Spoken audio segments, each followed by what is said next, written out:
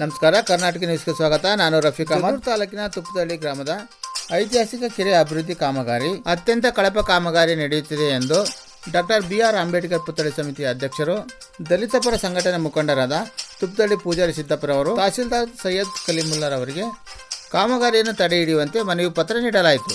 ಈ ಸಂದರ್ಭದಲ್ಲಿ DSS ಮುಖಂಡರಾದ ರಂಗಪ್ಪ ಪಲಗಟ್ಟೆ, ಹನುಮಂತಪ್ಪ ಮೆದ್ನಿಕೇರನಹಳ್ಳಿ, ರುದ್ರಮುನಿ ಸ್ವಾಮಿ, ಮಲ್ಲೇಶಪ್ಪ ಭರಮಸಮುದ್ರ ಇತರರು ಉಪಸ್ಥಿತರಿದ್ದರು.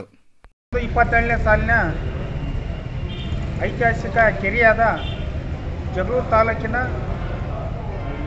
ದಾವಣಗೆರೆ ಜಿಲ್ಲೆ ತುಪ್ಪದಹಳ್ಳಿ ಗ್ರಾಮದಲ್ಲಿ ಸುಮಾರು 8 ಕೋಟಿ ಅನುದಾನ ಮಂಜೂರಾಗಿದ್ದು, ಇದು ಬೊಮ್ಮಾಯಿ ಸರ್ಕಾರದಲ್ಲಿ ಇದು ಮಂಜೂರಾಗಿರ್ತಕ್ಕಂಥ ಹಣ. ಈ ಹಣವನ್ನು ನೀರಾವರಿ ಇಲಾಖೆಯ ಇಂಜಿನಿಯರ್ಗಳು ಹಾಗೂ ಕಾಂಟ್ರಾಕ್ಟರು ಹೊಂದಾಣಿಕೆ ಮಾಡ್ಕೊಂಡು ಏನು ಐತಿಹಾಸಿಕ ಕೆರೆ ಅಂತಂದು ಏನು ಹೇಳಿ ಕರಿತೀವೋ ಅದು ಅಗಲ ಇದೆ ಸರ್, ಸುಮಾರು ಅಗಲ. ಆ ಅಗಲವಾದ ಏರಿ ತೊಗೊಂಡ್ಬಿಟ್ಟು ಅದೇ ಏರಿಯನ್ನೇ ಮೇಲೆ ಕೇರಿಸಿ ಹಣ ಅಂದರೆ ಬಿಲ್ ಪಡಿತಕ್ಕಂಥ ಕೆಲಸ ಆಗ್ತಾಯಿದೆ. ಇದನ್ನು ನಾವು ಮಾನ್ಯ ಜಿಲ್ಲಾ ಅಧಿಕಾರಿಗಳಿಗೂ ಕೂಡ ಮನವಿ ಕೊಟ್ಟಿದ್ದೀವಿ, ತಾಲೂಕು ದಂಡಾಧಿಕಾರಿಗಳಿಗೂ ಕೊಟ್ಟಿದ್ದೀವಿ, ನೀರಾವರಿ ಇಲಾಖೆಗೆ ಕೊಟ್ಟಿದ್ದೀವಿ, ಜಿಲ್ಲಾ ಪಂಚಾಯತಿಗೆ ಕೊಟ್ಟಿದ್ದೀವಿ. ಈಗ ಹಲವಾರು ಇಲಾಖೆಗೂ ಕೂಡ ನಾವು ಗಮನಕ್ಕೆ ತಂದಿದ್ದೀವಿ. ಆದರೂ ಕೂಡ ಈ ಕಳಪೆ ಕಾಮಗಾರಿ ನಿಲ್ಲಿಸಲಿಕ್ಕೆ ಯಾವ ಅಧಿಕಾರಿಗಳು ಕೂಡ ಆ ಸ್ಥಳಕ್ಕೆ ಬರ್ತಾ ಇಲ್ಲ. ಹಾಗಾಗಿ ನಾವು ಒಂದು ಬಾರಿ ಇಂಜಿನಿಯರ್ ನಾವು ಕಾಂಟ್ಯಾಕ್ಟ್ ಮಾಡ್ತೀವಿ.